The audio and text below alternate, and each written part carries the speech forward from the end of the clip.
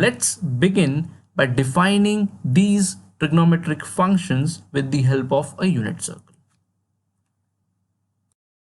A unit circle is a circle with radius 1 unit and center located at origin 0, 0.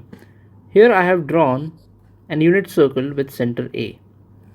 Now let us draw a point B on this unit circle such that AB makes an angle theta with the horizontal. A perpendicular BC drawn on x-axis represents y coordinate of point B. Similarly, a perpendicular BD drawn on y-axis from point B represents x coordinate of point B.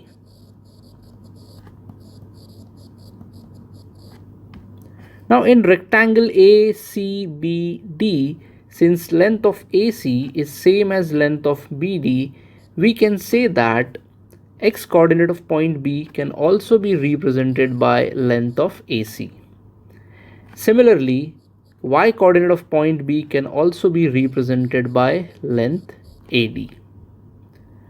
Now let us imagine what happens to the length of y coordinate as point B starts moving in anti-clockwise direction.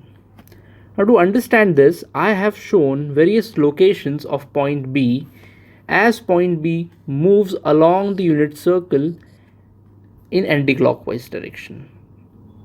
If we observe length of BC or the length of y coordinate as theta increases, we can say that at theta equal to 0 degree, since point B is lying on the x-axis, length of BC or y coordinate of point B is 0.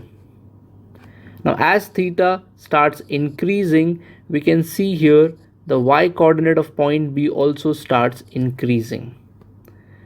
So length of BC or with y coordinate of point B starts increasing. At theta equal to 90 degree, which can also be written as pi by 2 radians, the y coordinate becomes equal to 1.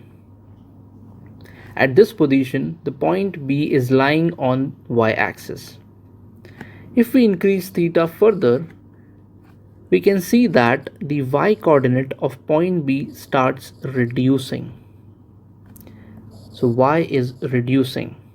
Now as theta approaches 180 degrees or pi radian, y coordinate of point B becomes 0 as point B now is lying on x-axis.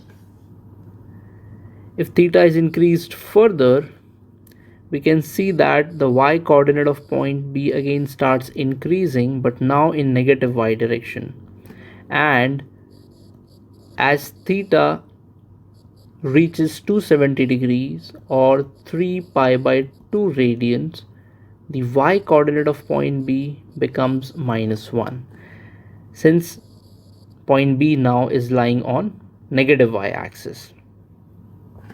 As theta is increased further, the y coordinate of point B starts reducing, and at theta equals to 360 degrees or 2 pi, the y coordinate becomes equal to 0 once again, as point B now lying on positive x-axis. So we observed that there is a pattern in the variation of y coordinate of point B. Now if I increase theta further above 360 degrees, this whole cycle will keep on repeating every time I move around the circle. To understand this variation in y coordinate better, let's try to plot the variation in this y coordinate of point B with respect to angle theta, and let's do it with the help of a graphical calculator. I am using GeoGebra Classic as my graphic calculator. I have drawn unit circle with center A over here. I plotted the point B such that segment AB makes an angle theta with the horizontal. Right now the value of theta is 40 degree. BC represents y coordinate of point B. Now we are trying to plot variation in the y coordinate of point B as angle theta varies when B starts moving along the circle in anti-clockwise direction. This graph has been plotted with the help of segment EF. So EF over here represents the variation in length BC.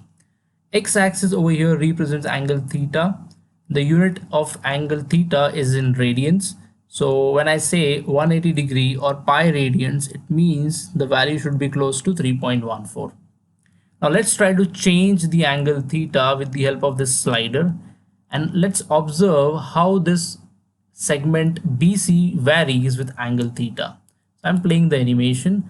Over here you can see the point B is moving along the circle, theta is changing, and the variation in the y coordinate of point B is following a sine function. Hence we can say that for any point on the unit circle, its y coordinate can be represented by sine of the angle theta, where theta is the angle between the radius at that point and the positive x-axis.